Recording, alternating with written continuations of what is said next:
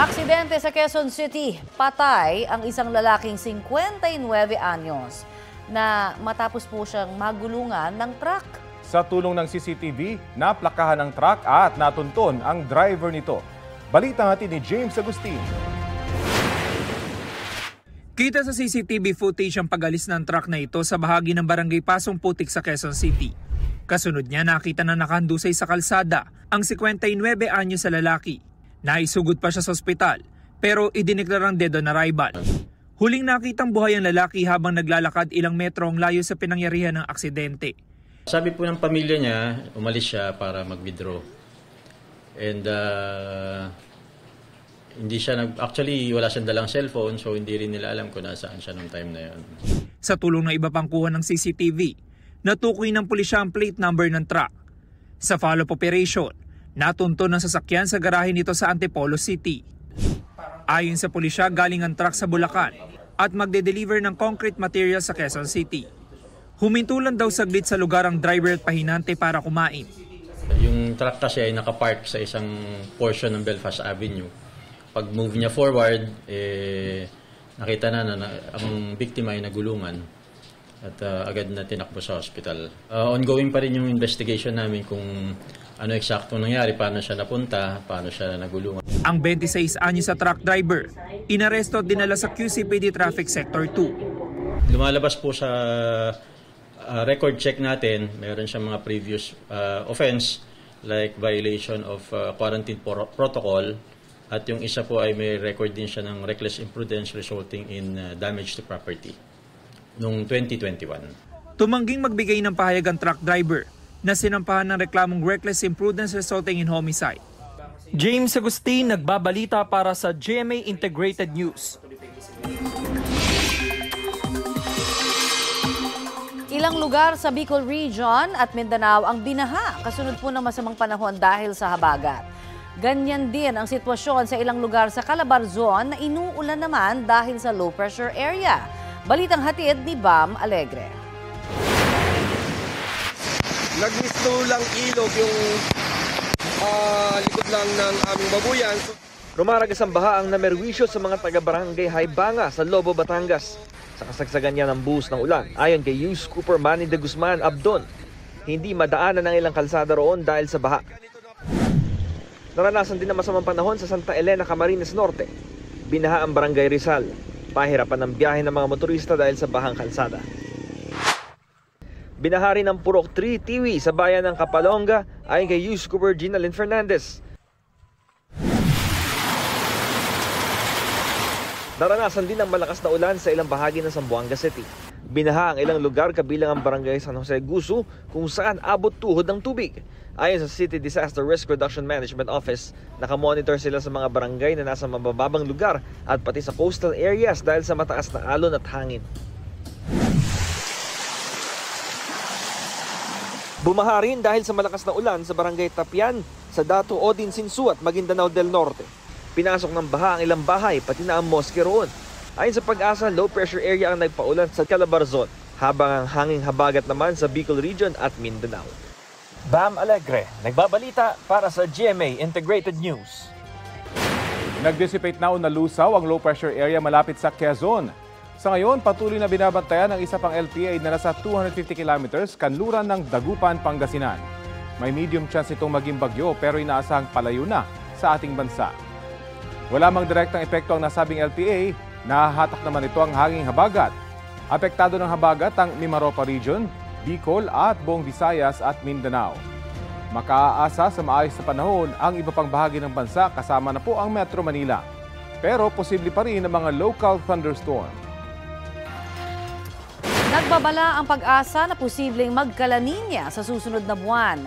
Short-lived o panandalian daw ito na posibleng mangyari mula Setyembre hanggang Nobyembre o Oktubre hanggang Disyembre. Posibleng magdulot muli yan ng parada ng mga bagyo gaya noong 2024 ayon sa Pag-asa.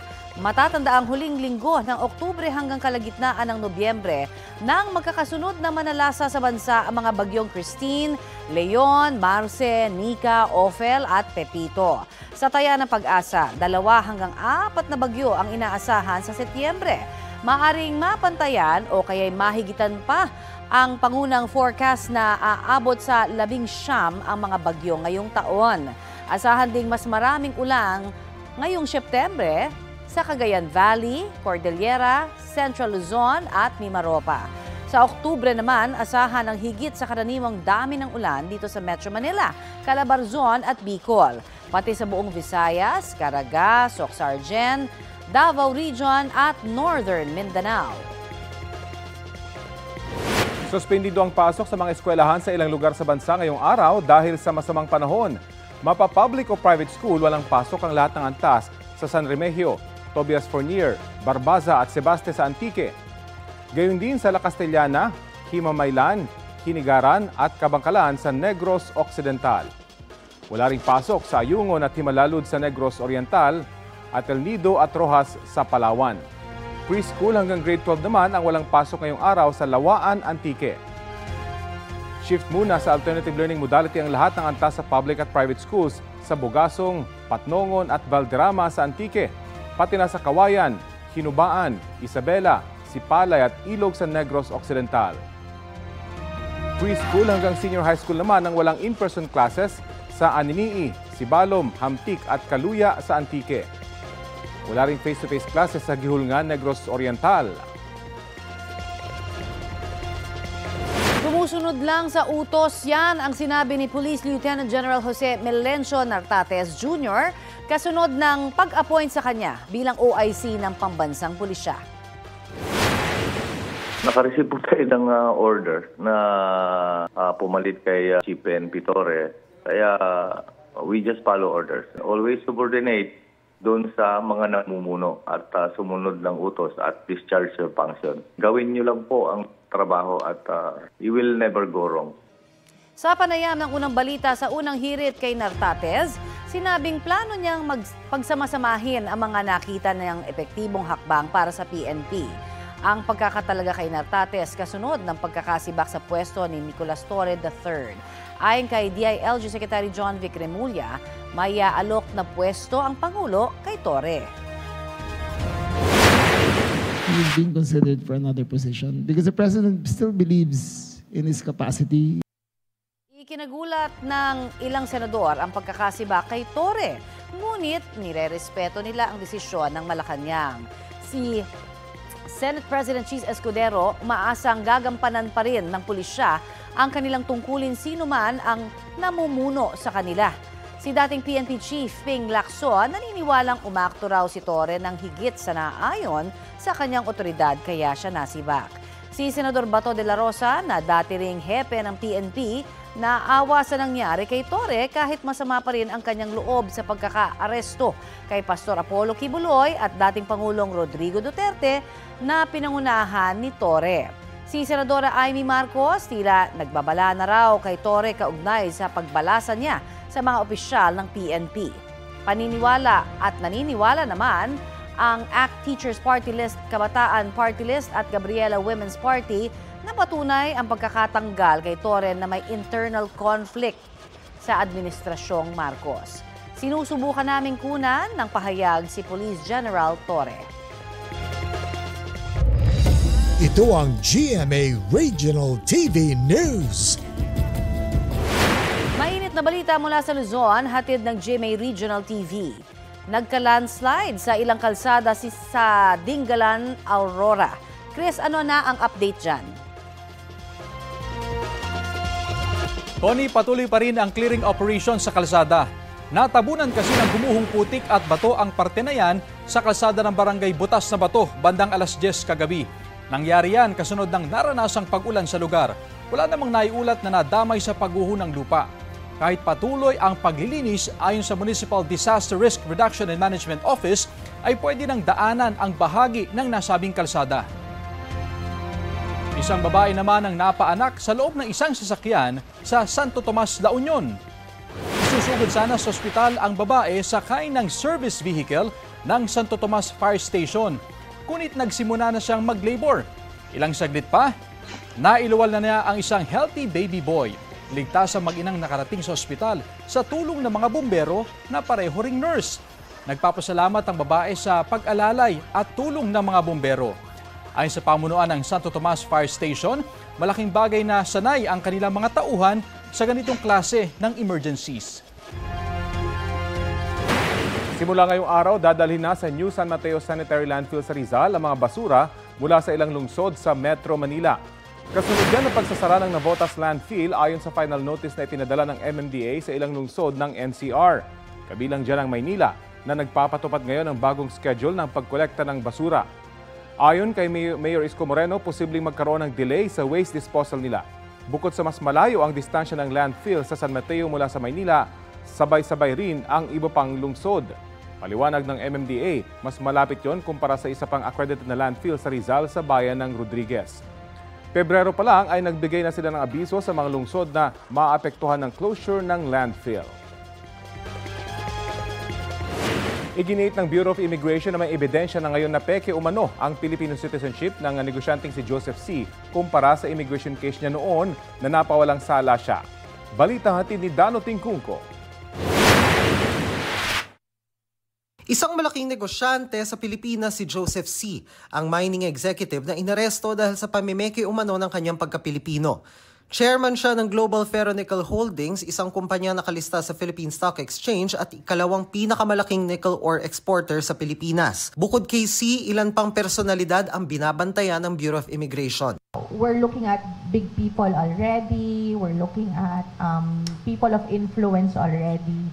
Kasi ang concern natin ngayon, it's more of national security. If there were people involved in protecting him or assisting him, yan po lalabas doon sa later investigation. Inaresto si C matapos magtugma ang kanyang biometric sa biometric ng isang Chinese national. Nakakulong siya ngayon sa Immigration Detention Facility sa Camp Bagong Diwa at inihahanda na ang deportation proceedings. Ang kumpanya ni C na Global Ferronickel Holdings na nindigang Filipino citizen siya batay raw sa rulings ng mga ahensya ng gobyerno. Valid umano ang Philippine passport ni C, hindi siya sangkot sa kahit anong kriminal na aktibidad at malaki ang kontribusyon sa ekonomiya dahil sa mga buwis at regulatory fees na ibinayad nito sa gobyerno. Nauna na ring tinawag ng Philippine Nickel Industry Association na illegal at hindi makatarungan ng pagkakaaresto kay C dahil dati nang pinatotoo ng Bureau of Immigration na isa siyang Filipino citizen. Pero tugon ng immigration, wala pa raw kasing pruweba noon. Hindi tulad ngayon. Nagkaroon na siya ng immigration case, I think way back 2014 or 2015. Also for the same thing, for misrepresentation. It stemmed from a complaint of an individual. There were no other evidences presented. There were no other proof na nakita doon sa investigation. So ito pong kaso na ito ay na-dismiss. Government intelligence sources have given us a name where we could start the investigation again. May pangalan po na lumitaw, Chinese name na lumitaw. At itong Chinese name na ito, we cross-matched with our records at doon lumabas yung biometric information ng Chinese individual na ito at ng Filipino individual na ito. When we cross-check the records, tugma po. If you were born of foreign parents, hindi ka pwedeng maging Pilipino. Walang reason for you unless you are a naturalized Filipino citizen, which this person did not do and which this person does not claim. Minomonitor din ng Securities and Exchange Commission ang pagkakaaresto sa negosyante at pinag-aaralan ng anumang hakbang na kailangan itong gawin sa ilalim ng jurisdiksyon ng SEC. Sabi ng Global Ferronickel Holdings sa Philippine Stock Exchange kahapon, wala pang natatanggap na official communication ng legal counsel ni C mula sa Bureau of Immigration. Sinaysikap pa naming makausap ang kampo ni C. Dano Tingkungko, nagbabalita para sa GMA Integrated News. Kasunod ng kontrobersya sa mga anomalya umano sa flood control projects, iginiit ni Department of Public Works and Highway Secretary Manuel Bonoan na hindi siya sangkot sa anumang katiwalian. Si Senate President Chis Escudero naman nagbantang ipaaresto ang mga contractor na hindi pa rin dadalo sa hearing ng Blue Ribbon Committee. Narito ang report. May babala si Senate President Chis Escudero sa mga kontraktor na mangi-isnab sa sabpina para sa pagdinig ng Senate Blue Ribbon Committee ukol sa flood control project sa September 1. Kung hindi nga nila susundin ang sabpina ng Senado, ang susunod na doon ay arrest warrant na hindi ako mag-aatubiling pirmahan kung hindi sila pupunta at magpapakita dito sa patawag ng Senado. 10 sa pinakamalalaking kontratista ng flood control projects ng gobyerno ang sinabpina ng Senado matapos isnabi ng una nitong pagdinig. Kabilang sa iniimbestigahan ang aligasyong naging bagmen at legmen umano ng mga kontratista ang ilang district engineer ng DPWH. Kasunod yan ang tangkang panunuhol umano ng isang district engineer kay Batangas 1st District Representative Leandro Leviste. Tingin ni Senador Raffy Tulfo, malawakan ang sindikato sa mga district engineering office. Dapat makasuhan siya dahil nag-iimbestiga, inimbestigan sila sa mga kalokohan and then manunuhol sila. Yan naman talagang gawain ng mga karamihan sa mga loko-loko, karamihan sa mga kota. Para makaiwas sila doon sa kaso at kahiyan, nagpa-prime sila. I think it's widespread. Kaya nga sa mga susunod na hearing sa Blue Ribbon, so ma-identify kung sino yung mga district engineer na kailangan imbestigahan. Kumbinsido si Senador Amy Marcos na malakas ang loob ng mga district engineer at contractor dahil may malaking tao sa likod nila. Ako ay nanghihinayang kay Secretary Bonongan sa napakaraming mahuhusay na USEC, RD, DE. Huwag nating lahatin. Kailangan kilalanin na talaga yung DPWH ay isa sa mga department ng ating gobyerno na halos lahat seso. Lahat yan qualified. Dami-daming exam, ang dami-daming drone, sangkatutak na requirement. Kaya magagaling sila. Kaya lang, pinapakialaman ng todo-todo ng mga politiko. Dagdag ni Senate Majority Leader Joel Villanueva. Wala dapat santuhin kung sino man ang involved dito. Senador, kongresista, etc. But we also look into the facts dapat. No? Merong katulad nung sa Bulacan na binisita ni Presidente, pati yung ghost projects, nasa NEP nasa National Expenditure Program. Ayon din kay House Infra Committee Co-Chairman Teddy Ridon, hindi congressional insertion ang maanumalyo umanong proyektong sinita ni Pangulong Bongbong Marcos sa Baliwag, Bulacan. Batay sa pagsusuri niya sa National Expenditure Program o yung panukalang budget na isinumite ng ehekutibo sa Kongreso at sa General Appropriations Act, galing ang proyekto sa NEP. Marami po sa mga napuntahan po ng Pangulo ng Pilipinas, particular ho sa Bulacan, kahit po yung nasa Baguio, ay mga National Expenditure Program originated projects. Hindi po ito Congressional Initiative originated projects. So kasama po rito yung pong Ghost Project na supposedly ginawa po ng First Engineering District ng Bulacan through Sims Construction Trading. Sagot ng DPWH. We'll try to find out if this is correct. Maybe if it is left or initiated, we will try to find out. Pero for as long as it is ghost project, then we'll have to file the necessary charges against those who are included in it. They have issued the preventive suspension of the district offices involved in mga ghost projects. Kasama sa ipatatawag ng komite sa kanilang investigasyon ang top 15 contractors na binanggit ng Pangulo at mga opisyal ng DPWH, Commission on Audit at BIR.